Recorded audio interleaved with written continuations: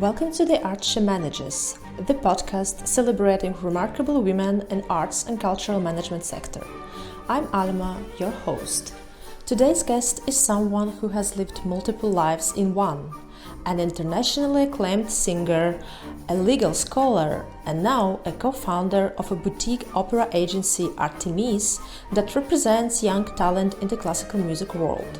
Julie Martin du Theil joins me today to talk about her career path, the challenges of the opera industry, and what it takes to get into the managerial side of art. Welcome to the show, Julie. I'm so happy we're doing this interview. I would like to start by asking, what got you into opera singing? Was there a moment when you realized this is what you wanted to do? Very hard to say because I think I was really drawn into singing, but not really opera singing at the start. I was more drawn into singing pop music when I was a teenager, Oh. which means singing Mariah Carey and Celine Dion. And then, because this is what you listen as a teenager, even though my Right. parents always brought me to the opera and to classical music. So I had a link through my family to classical music, and I used to play piano at first. So my first instrument was piano. But then singing all those songs and being drawn into the singing, it made me realize the more and more I was doing it, the more I was interested and curious about it. And it's how I got my first teacher, who told me, "Oh, you have a nice voice. You should just try and go figure it out a little bit." And this is how I got into a conservatory. And just by keeping doing it, I was just more curious and curious about it. So it kind of happened out of curiosity. I never really intentionally thought I'm going to be an opera singer. And this is why you also pursued a law degree. Yeah, law degree, it's when you finish high school and you think what you want to do. And I entered a conservatory when I was 18 as a professional opera singer. But what do you know about becoming a professional opera singer when you're 18? Just following, you like singing, and I had a teacher, and you end up in a conservatory, and it's super nice, and you have all those lessons. But then concretely seeing yourself being an opera singer when you have no idea what does that mean, what does that represent, and just studying voice and listening and discovering opera and discovering arias that I can do, discovering my own voice, it was not very concrete in my head. And of course I was very much surrounded by all the friends that were just having kind of normal studies, if you can classify it like this. And my interest was always very broad, so I was always very curious about a lot of things. Actually, I wanted to study medicine, but then I figured out that I cannot do it at the same time as the conservatory because it's too many hours in the building. And then I thought, law, it's also something that interests me. And I figured out I could actually do it in parallel with my conservatory classes because I could, it's in big Ola, and you were 300 students. I can just be there half of the time, and the rest of the time I will just take notes of other classmates and then just courses with the notes of someone else. So I don't really need to be there in person to follow my law degree, of course, to pass exams and stuff like this. So it was very well to combine. I could combine it really well, even though I did it in two different cities, but it's just half hour away in Switzerland. Everything's quite close. And at the time, because now I know it's not allowed anymore, it costs a lot of money to have someone study 2 full studies at the same time. But at the time, it was very possible. So it was very fulfilling because I was doing my normal law study like a normal law student, and going to the conservatory to just develop my voice, creativity, be with very different kind of people. So I really enjoyed doing this. I think I would have been bored with only one of both. Well, this is such an interesting perspective because I think usually artists are just focused on, studying and doing the art. Well, actually, yes and no, because I do know through my career as a performer and opera singer, I have met actually a lot of opera singers that had studied other things. Oh. Not necessarily law, but that were interested about. I had one friend who was a pharmacist and another friend who also studied law. So I think most of them, yes, because they enter and they are like really self-focused and they know this is what they want. But some of us, when you do this just out of the joy and the curiosity in music, you don't really think, oh, this is what I want to do as a job, or this is what the career I want to pursue. I didn't even know what does it mean to have a career as an opera singer. What do you do? How do you, how do you live? What does that mean concretely? It's very, when you're 18, I think in my head at least, it was not very clear. Well, that's absolutely fascinating. Thank you for sharing this. And were there times when one path felt more realistic than the other? Well, not really. I felt like I could have done both. It just kind of life happened, and I think this is a little bit how it happened in my life in general.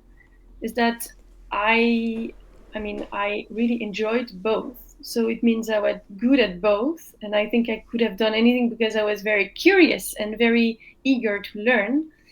So I completed my law degree, and then I finished the conservatory at the same time. And then, I don't know, life kind of happened. And then I was able to do an Erasmus program. And because of this, I had to move to Germany. Oh. And then that meant that I had to then decide to leave or not if I wanted to go further. And it just happened. I applied and I got into a very great conservatory, which is the Hochschule für Musik und Theater München. Oh, that's great. Yes. Yeah. So with Edith Wiens as a teacher, and again, I didn't know that there were a lot of applicants.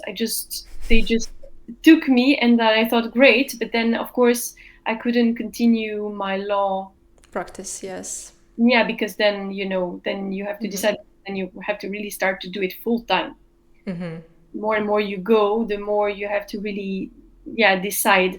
So I just thought, okay, great, I'm gonna do to the conservatory in Munich, which I did, and then I can always pick up law later if I'm interested or I want to change my mind. I never see things black or white. I think you can always have different choices as long as you remain curious. And then another thing is that I had to start learning German because I arrived in a country where I didn't speak the language.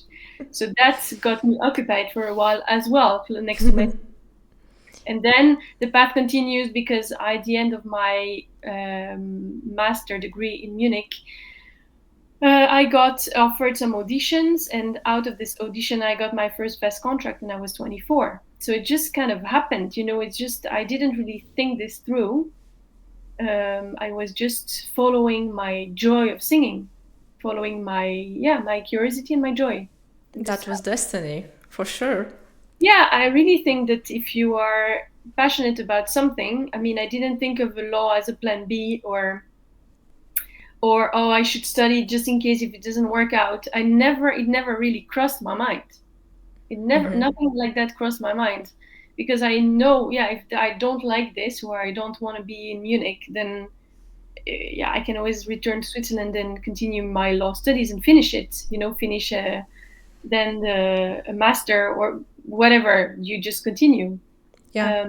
So I just thought, the path unfold, I would say, and then you just start. You decide to follow it or not.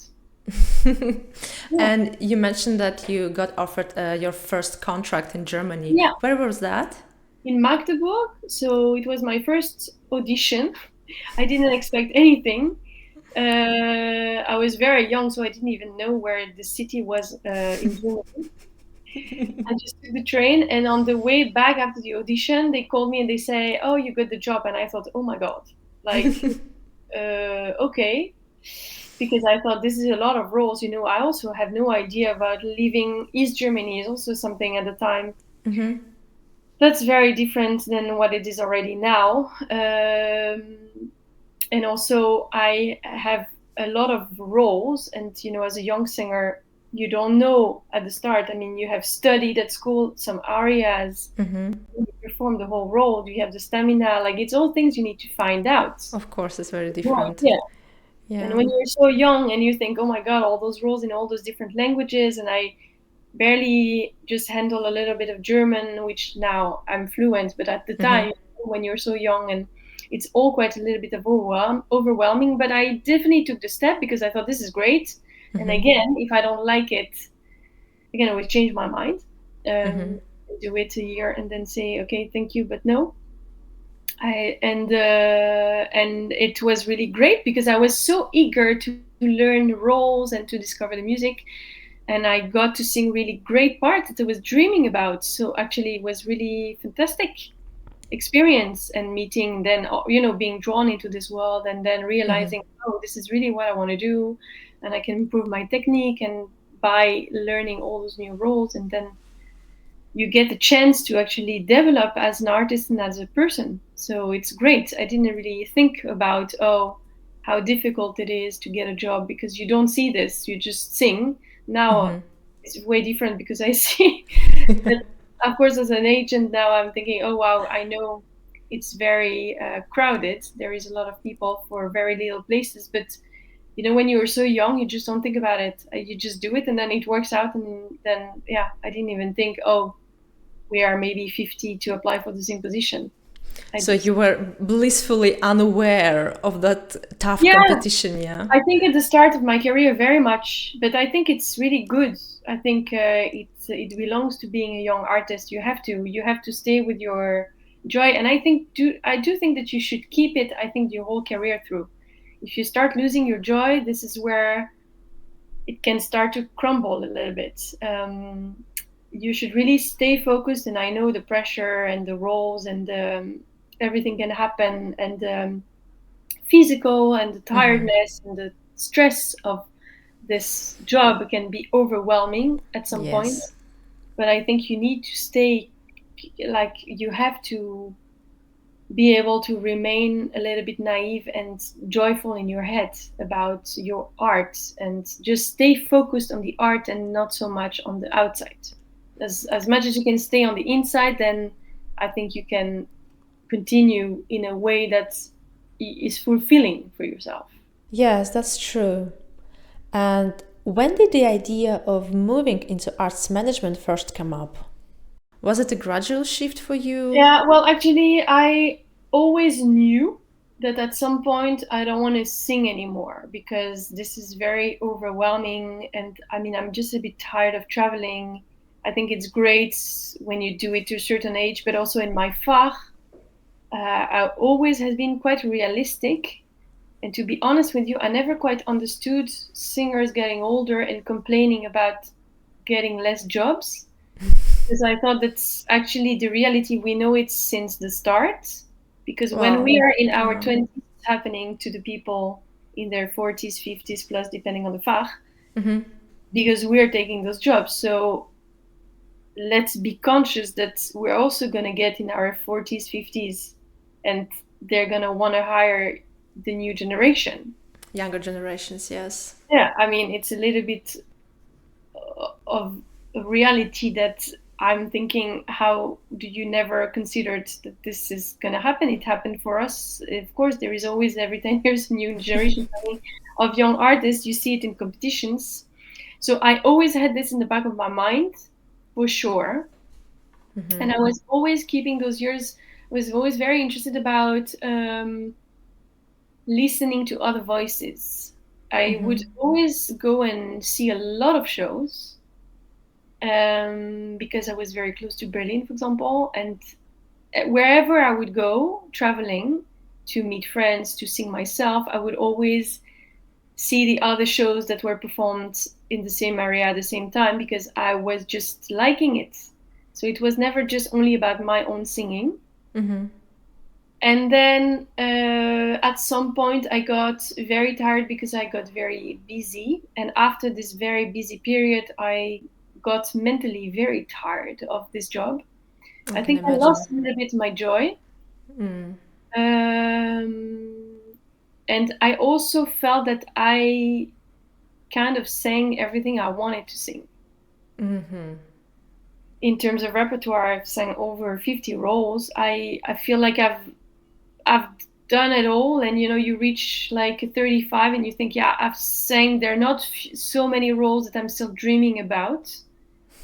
And I feel my curiosity catched up again in a different way. And I thought, yeah, there is more to life than just me performing. This has been great, but I feel like this was a moment in my life, and I'm much more than just a singer.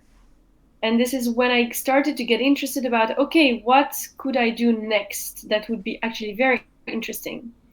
And then I started having conversation with different singers that had moved on to a second career. Like you can see in all the sports, it's the same. Yes. I mean, a soccer player never plays till he's Mm-hmm. 60, so they always go into coaching or teaching or management Or or ballet dancers, yes. exactly, ballet dancers. I mean, tennis players. Like everyone in, I think, as a performer, you have to think at some point of a second career, or you made so much money that you go retire and you're maybe super happy. Ideally. Ideally, I mean, this is maybe on the level of sport. I think in opera is a bit different, but maybe some people can, but the majority, it's impossible. So I got interested, and then I got in touch with some former singers that I knew that actually did go to management. And I had a very important conversation with a friend of a friend who turned out to be working in Geneva, which is my hometown, but that was just not on purpose because I wanted my hometown. And then he told me about this course, this MBA in Zurich. And then I looked into, oh, okay, so there are MBAs in artistic administration. I think this is really interesting. Mm-hmm.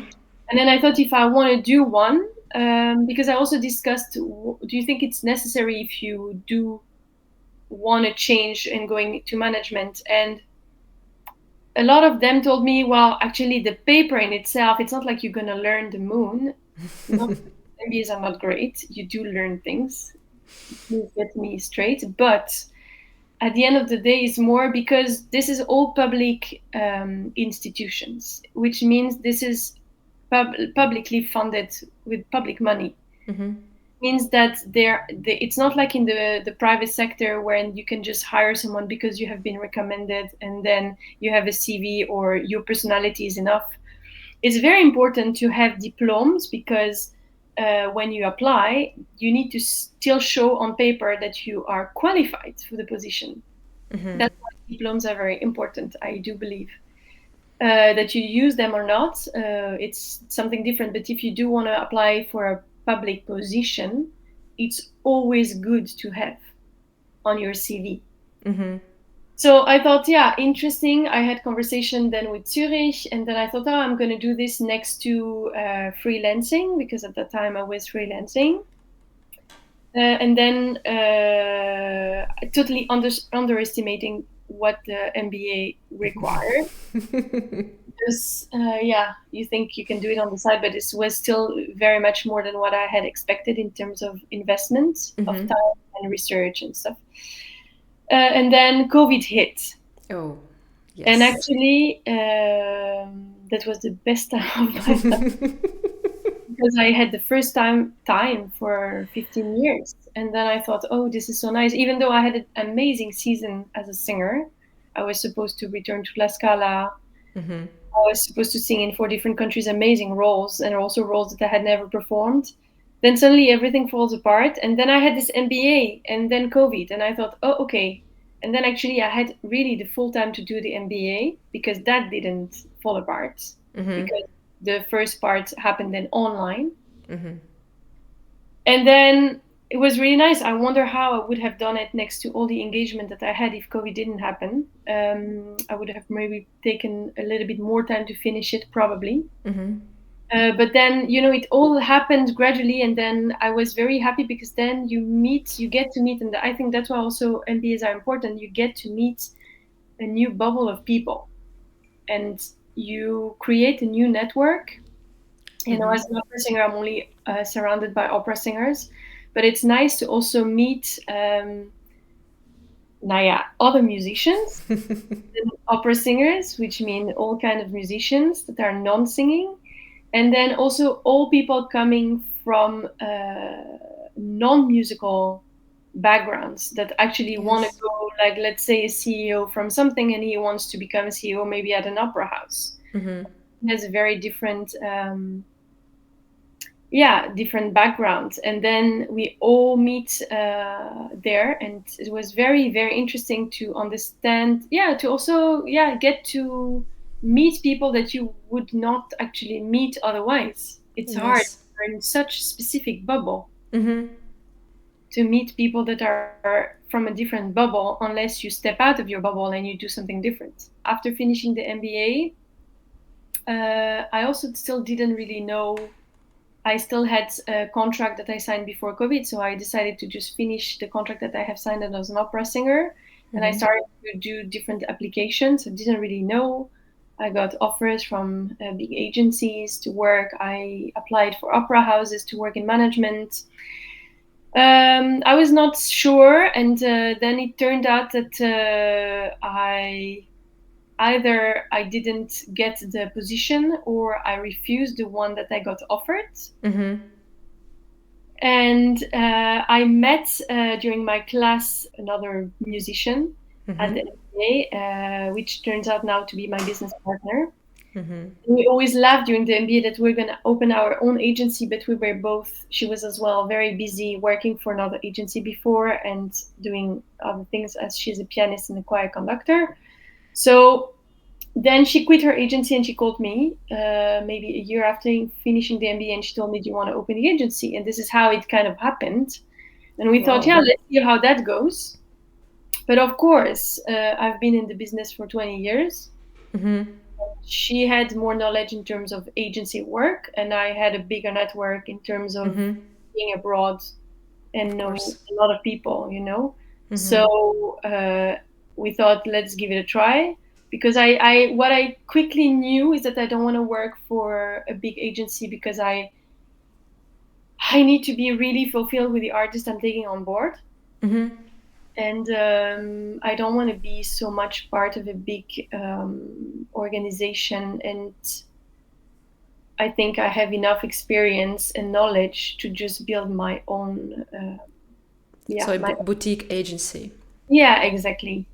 And I don't need their contact to get in touch with people, because I do have the contact. So doing this with Alice was the perfect fit. Also in terms of language, because I speak 5 languages, she speaks 5 languages, and she does speak some that I don't, and the other way around. That's impressive.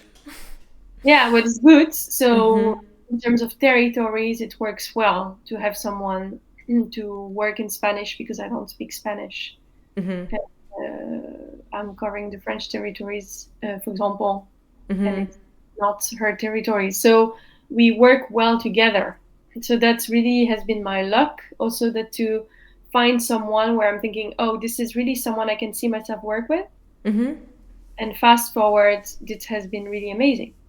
So it's always also, you need to figure it out. But I will always advise for people who wants to take out the step to change, you have to really try to meet and have conversations with people. And during my thesis, for example, also you meet a lot of people, you do a lot of interviews, you can, it's very important to talk with people who are not just your own bubble.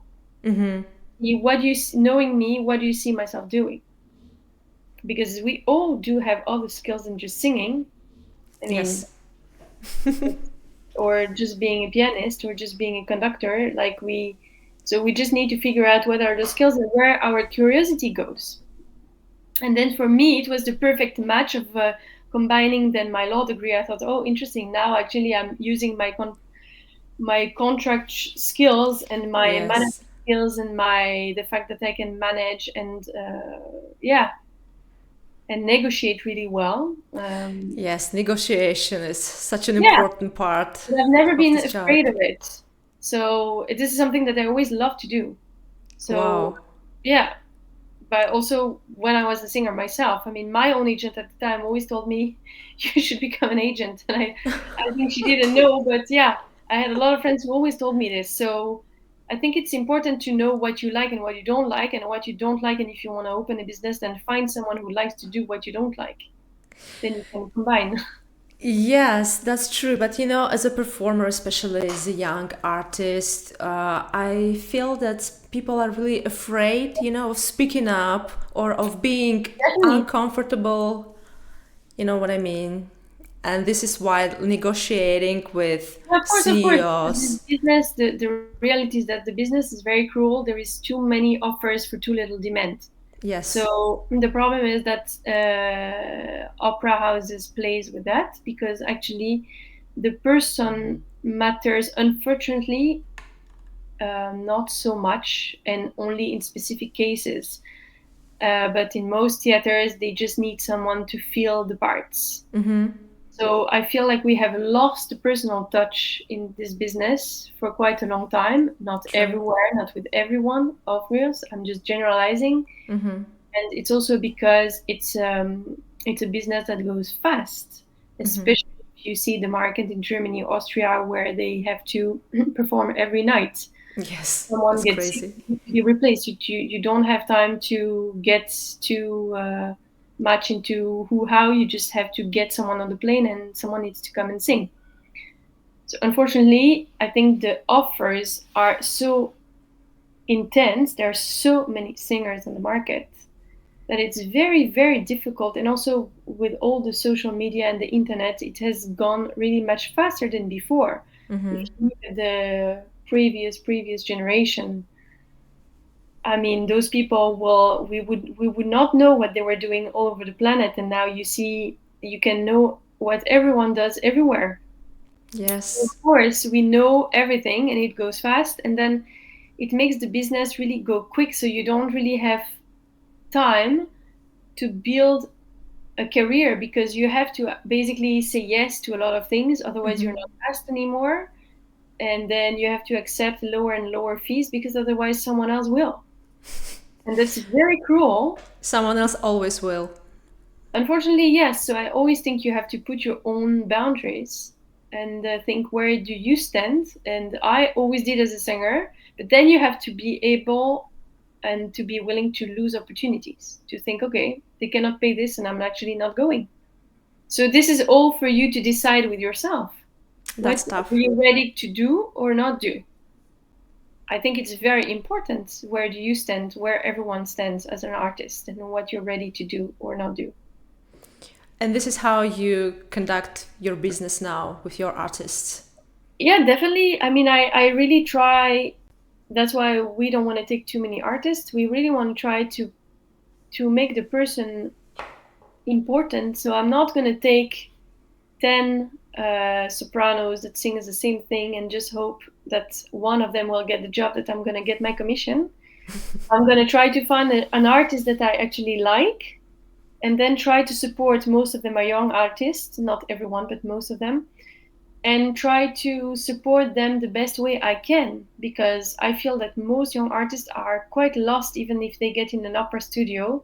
The step to reality, which is getting in the business, is not always easy, because there is so much competition, and there are so many even competitions right now. Yes. I feel like it has turned out into 25 competitions every year. So young singers are popping out all the time. And then it's never a guarantee that when you're in a opera studio that you actually start getting a job. And then when you do get a job, it's a 2-year contract. What happens after those 2 years? It's never a guarantee that you keep performing. So I really think that needs a lot of support. And I think you can only do that by choosing. I don't only want a good singers. Of course, this is a good way to start, because if they don't perform well, there is nothing I can do. I'm not a magician. But I also want to find nice people that I work with. This is very important for me, that are respectful, because me and Alicia invest a lot of time to write for them, to believe in them, to coach them if they need to talk, to try to see what's the best way to do for them, where you want to Yes. do, what should we target. So to have a management that is very customized, I think the market doesn't offer that so much more anymore. There are a few agencies. It has become really an industry of selling people. It And I has. think, yeah, so I think we are trying to do a different approach. We're not the only one, but this is really what we believe in. And I'm always so happy when I try to help young artists or artists in general and see them perform. And it's really rewarding to see them developing and getting opportunities where it matches well. And then, yeah, it's really inspiring when it works, because I think you do need to have someone who has your back, because the industry Absolutely. never really has your back. The industry needs to just provide a show, but care for yourself. And I would always say you need to find someone who actually also cares for you, the person who represents you, who cares for you. Your master thesis was Yeah. focused, yes, on well-being of opera soloists, and this is how you try to implement that Well, I was framework. very curious because I've been fest in Germany and I've been freelancing, so I have a bit of the experience of both, like how it can go. So I have the experience of being part of an ensemble, and I have the experience of just being on your own. And I was curious because I've had also a lot of colleagues and friends that have been part of many ensembles. I've worked in different theaters in Germany, so I've been as a guest meeting people that were in ensemble in A houses, B houses. So I've sang a lot in Germany, not only but most of my career. And I always thought that it's very interesting because I have seen through the years a lot of people, singers, that fell apart quite quickly, either with workload or just overwhelming stress or whatever, acid reflux, Yes. you know, Emotions, everything. yeah, everything together. And then I always thought interesting that no one actually cares. So I've seen a lot of people falling apart or missing out, being sick for 3 months, or missing out or leaving the contract because they just, yeah, they break. No one really takes care of this. So I always thought curious because I understand as a freelance it's extremely complicated. How can you have to take care of yourself? You're singing in different places in different countries. You have to handle yourself as your own person, your own little business.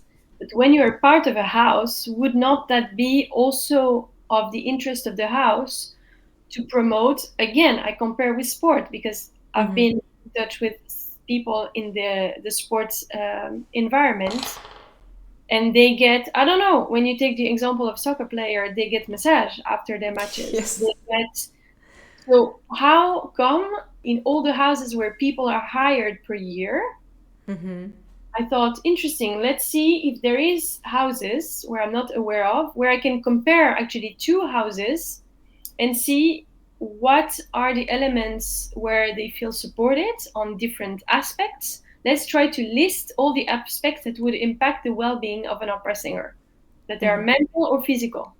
What would be those? And then are those criteria that we can list, are they actually put in place in those opera houses? Because what I feel the opera houses take out the responsibilities that most of them, they think it doesn't matter, we just replace. Yeah, but it costs a lot of money. So I'm thinking, could we not just think a little bit before, like think ahead?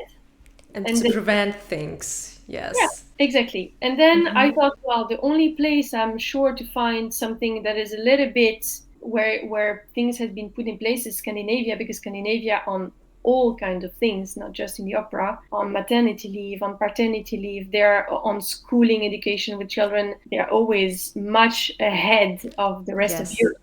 Much So ahead, yes. also I don't know really how it works because I've never sung there. So let's just try to get in touch. And then I decided I'm going to go for Copenhagen and see if those 10 elements that I have listed are implemented there.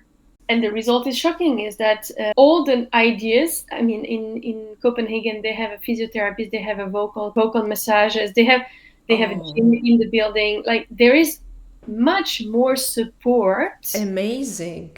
Yeah. I mean, it's the dream of house, I think, for most houses opera singers in the world. When you are fest, Oh my they have things. God. It's uncomparable to the rest. And I think, Crazy. of course, we have to look at budgets and how much does that cost. And so I'm not here to say this is so easy. Implementation is never that easy, but don't tell me this is not doable.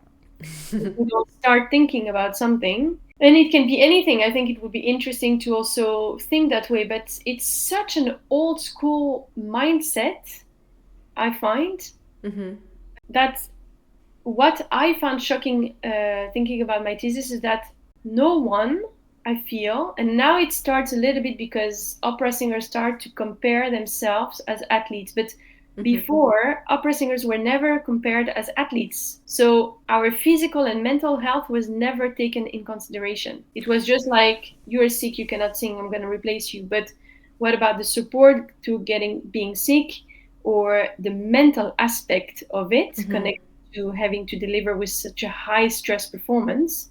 That's The crazy. link is very rarely made, and now I'm always happy when I see singers that are on the top of their art speak openly about their mental stress or physical stress, because I think if those people don't speak about it, nothing is ever going to change. That's true. Because it's not the soprano who is hired in a fest theater who is gonna change anything. People need to start taking into consideration, as well as we did it, for example, for more women in the business, more female conductors.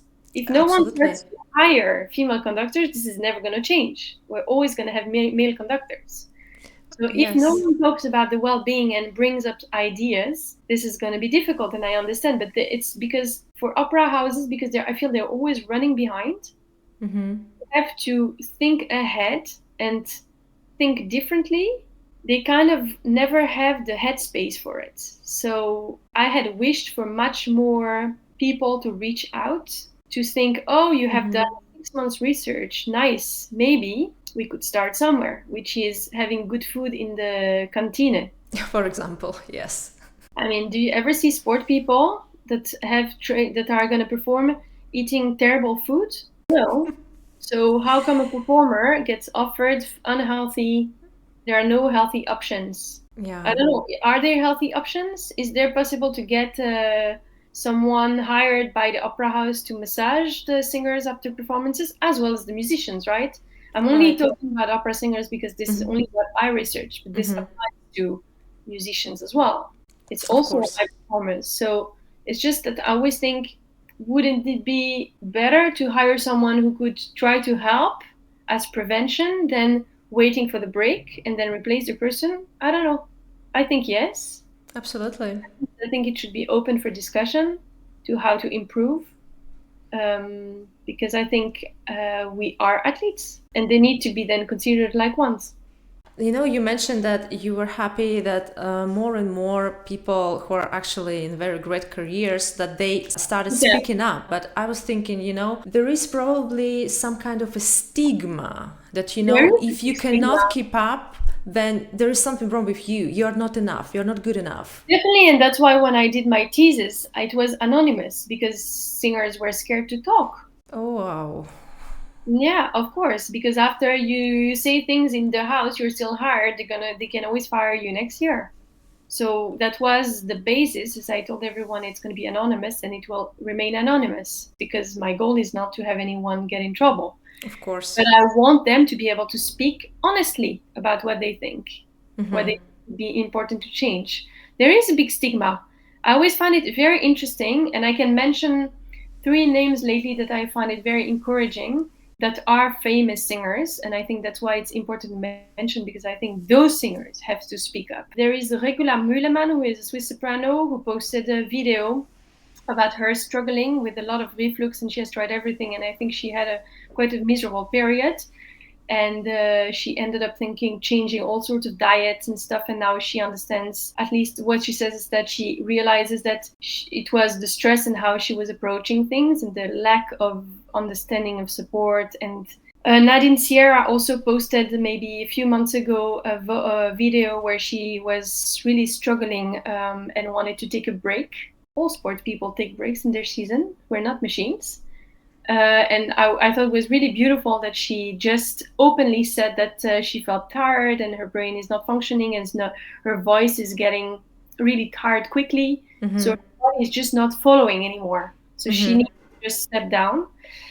And I also want to mention my dear friend Benjamin Bernheim, who is a very famous tenor. And he always in interviews mentions the parallel between singing and being an athlete. And thank you for that, because I think there is so little understanding about what the performance requires. I think it's really good that singers keep referring to their art as really something that's athletic.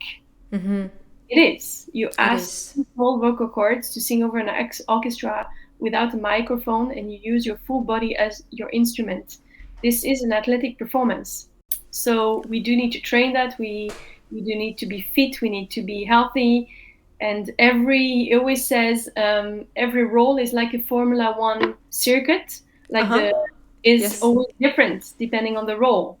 Absolutely. Like to pull back here and then give more power there. And I think that's a really great image to compare it to that. And sometimes you have a peak of stress because you have a high note coming. So, yeah.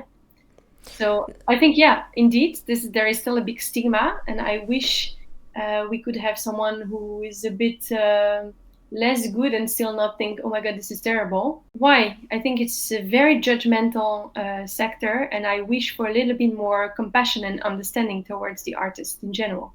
Indeed. No, thank you very much for sharing these big names in the industry, because I'm sure someone is gonna need to hear that. So definitely. And they should really listen to those three people and maybe find those videos, because I find it quite freeing to hear people that are at the peak of their career. Mm-hmm. I think Lisette Oropresa also had a video because she was struggling with so much reflux. And talking openly about their struggle is freeing to think, oh, okay, so even at this top level, it happens. Yes. All the top tennis players are as well sometimes injured. Yes, it's part of being an athlete. Sometimes you get unlucky. Sometimes you make the wrong move. Sometimes you are not in the best condition. Sometimes you had your period on the first day of the premiere. You don't sing, you do your best, but you have a headache and you have back pain. We're not machines. So it means that... Thank God. I mean, Maya Callas always said it, that she has good days and bad days. They expect from her to always be so fantastic and such a diva. But the reality is that they put her like a myth. And now she has to match this, and actually she can't. You just have a little bit more compassion and understanding towards our instrument, and if you are in the management side, the other one's instrument, because we can only do what we can. Do you think a good agent has to be a performer themselves? What do you mean by that? A person without professional and performance background, can they understand all the struggle you have described? To be very honest with you, I'm not sure. I think they can understand it to a certain extent, but when you have not experienced it, I think you are still going to think a little bit with your head and you never felt it yourself. So maybe if it's an extremely compassionate person that has a deep understanding of voices, maybe yes. I do think, though, that to have a full understanding, and maybe this is always in life, to fully being able to relate to something, you kind of have to have experienced it in a way or another. I think there are lots of people in arts management who actually have never performed themselves. I mean, depends what kind of position do you have, because I also think if you are an intendant, you don't necessarily need to understand. You can have quite of an understanding if, for example, the Studienleiter or someone that's under that work with singers. So I think it's always depending on the relationship. You can also work with someone under you if you are the top.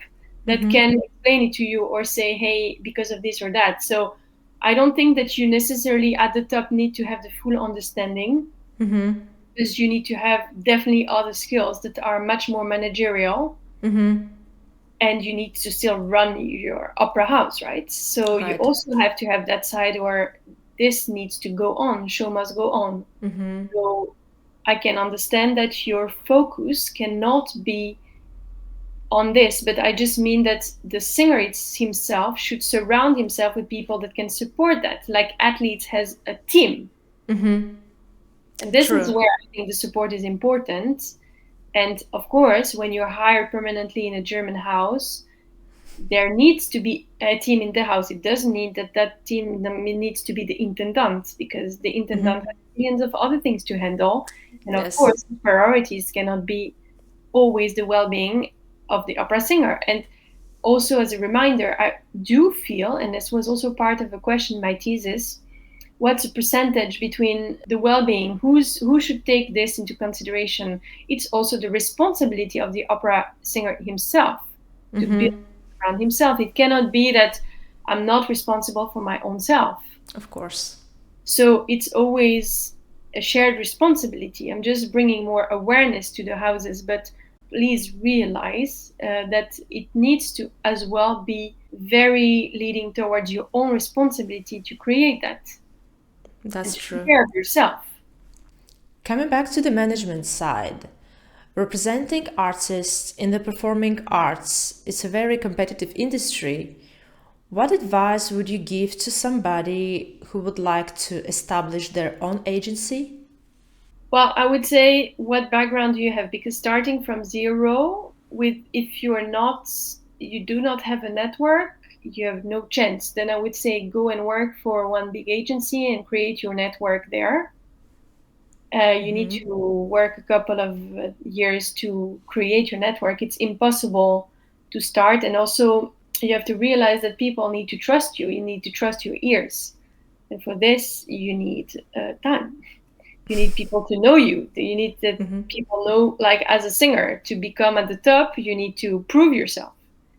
So if you want to start an agency, I would say you have to really have a strong network.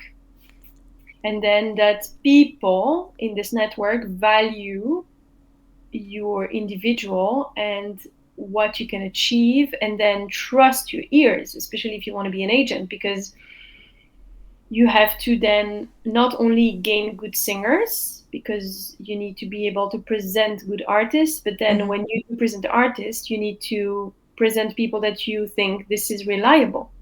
Yes. Those people are reliable, that when I continue writing, those people the casting directors are still listening to them. Because otherwise it's very complicated people would hear an artist and think, oof, this is really not what I expected, this is not the level. And then they will not write you again. So it's really something you have to build. And I would say you have to have a long experience with knowing what you can do yourself, or find a partner who can help you in that as well. But then building a network is, for me, a must. Having a network already. You cannot start from scratch if you have no network and no connections. It's impossible. The market is, I don't know, but I think in every sector is a bit the same. And you think that the best way of actually building that network is to work for someone else? I mean, if you have a prior career as a musician, as an opera singer, as I don't know what, in the sector, and you have a network, no. But if you do not have a career and the network required to become an agent, then definitely go. And it's like, I don't know, it's like if you want to be a first-star Michelin chef for cooking, and no one knows who is going to come eat at your restaurant. No one. Of course, so yes. And I would say work for another restaurant, and then learn your skills, learn the people. Then people start to trust you, and then open your own restaurants. Yes, that's a great analogy. Yeah, I mean, it's just logical. You have to start somewhere. So either you don't have the network, and then I would say gain the skills in the network through someone who has, or you have a previous career where your network has been built and people know you, so you can start. And then you can, of course, deepen this relationship and this network, because people more and more see, oh, you send good singers, so they want to hear you and discuss, and then you create really relationships. And yeah, so you need to present yourself and be extremely active about it, about continuing creating the network, but you need to start somewhere. You cannot go in the empty and think, I'm going to open my agency, but I have no, I mean, what is your notebook? Where are the addresses if you don't know anyone? So for all those people who might be listening to us and might be dreaming about agencies and agent career, this is a very, very valuable advice. So don't go into like studies or like degrees and think that that's going to be enough, because it's not going to be enough. No, but it's also nice to start in a bigger agency and actually learn your job. I mean, you don't start singing at the Met in New York, right? You also start with smaller roles, building a repertoire. So it's the same. You start, maybe you work a couple of years for a big agency, and then you switch to another country, and then you need to learn your skills. Not only the network, but also the skills. Where are you good at? It's hard to find out if you have never done it. You need to figure it out at some point. Yes, because probably you can actually end up realizing that you don't like. Of course, but this is like for everything. You never know unless you do it. Absolutely. But I think this is for everything. You can start a job and think, oh, actually, I thought it would be nice, but then I realized it's not really what I want. Then I'll change jobs and I stay only 6 months. Who knows? I think it's valid for everything. I have another question related to genders in leadership. Yes. What role does it still play in how leadership is viewed in the opera or classical music world? Have you ever faced resistance or, I don't know, assumptions as a woman in leadership? You mean so as an agent now? Yes. Yeah, definitely. I would say that there is still, unfortunately, and I was talking about it with a female casting director, a couple of months ago. There is still, unfortunately, a portion of, we always say, the white 50-year-old male. Yes. That somehow, but I think, again, it's not related to this sector. It's more, I think, the generation. And of course, it impacts this sector as well, where they find, I think it's really the generation, and it's really male versus female, but it's not really linked to this sector especially. I think it's unfortunately impacts the sector, but it's everywhere, where they feel entitled to talk a certain way, or don't think because we are, I don't know, our ideas are not as valuable as the men's ideas. Yes.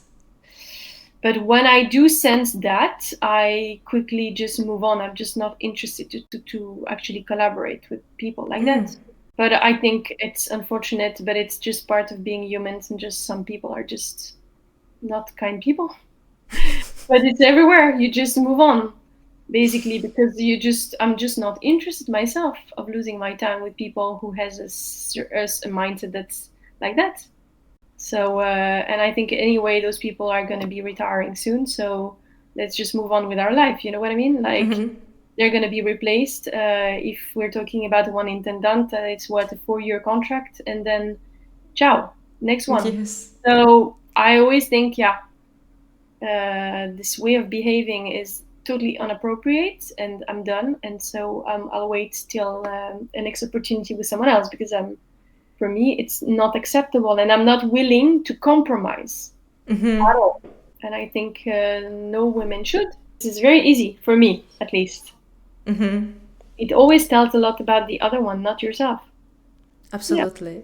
And finally, my last question is, if you could change one thing about the opera industry today, something that would truly make difference for the next generations, what would it be? It's a very tricky question, because I feel like I cannot change one thing. I want to change a couple of things. But going back to equality, gender, I think the thing that I would like to change is that I would like that females are paid the same fees as male. Amen. Yeah, it gets me crazy that I still see for similar roles, let's say Tristan and Isolde, or let's say two title roles, the male, especially the tenor, compared to the soprano, but it can be different. It's more really the male compared to the female is paid more than the female. I find it outrageous. I find it disrespectful. I don't care that there are less tenors than sopranos. It's just a matter of, I think we should be paid regarding the amount of singing, the how big is the part, and not that the male is just paid double than the female. I disagree, and I wish for equal pay. And again, this doesn't impact just our sector. There are still so many sectors.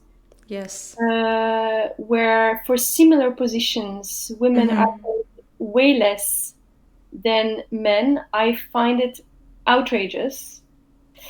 And I would never agree on this. And there is never any argument that would make me think that this is okay.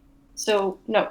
What I would like to change, that for permanent positions in Germany, for if you stay 5 years a female, 5 years a man, and they sing similar kind of roles, they're paid the same salary. Why are women still paid less salary than the male? I don't know. It's ridiculous. This is what I would definitely change. It's equality between male and female. Absolutely. Well, Julie, that has been a pleasure having you on the show.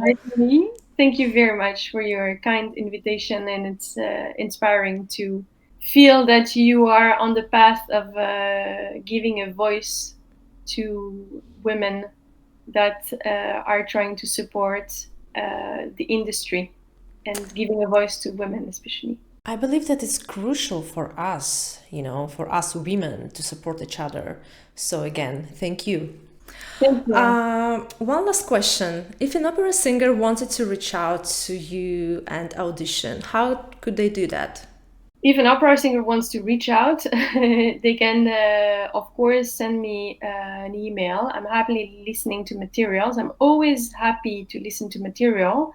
I must say, like I already mentioned, that I'm not taking so many singers because I'm very specific and I want to really give proper support. So that said, I don't have so many openings at this very moment because I want to support the artists that are already committed to. Mm-hmm. For me, it's very important. However, I'm always listening to the material that I have been sent when the email is nicely written and with respect, because when I receive an email, hello, I don't respond to hello. There is a way, I think, if singers hear this, when you do write agencies, you should always make it personal and a little bit inform yourself about the person you're writing to. Because you cannot expect someone to take time to listen to your material when you do not have done any research yourself. And why are you specifically writing to this agency? Because we receive emails all the time. Mm-hmm. And I think you have to also understand that it's part of selling yourself from the start. That's true. So it's very important. I only answer to people that write nice emails, which are respectful. But I'm always happy to listen to voices, and you never know, sometimes we need jump-ins or people to replace. So it's always good to have a pool of singers that have mm-hmm. some repertoire or that I know I can reach if one of my singers is not available. Well, to everybody who is listening to us, take into consideration, first of all, netiquette, be nice, do your research. Exactly. And absolutely be curious and eager to learn. Exactly. Well, I wish you and your business partner the best of luck with ArteMIS Opera Agency. Thank you very much. You have listened to The Art She Manages. If you enjoyed this episode, please follow the show and leave a positive review on whichever platform you're listening. It really helps more people discover these stories. Feel free to share the episode with someone you think would be inspired by it. Until next time!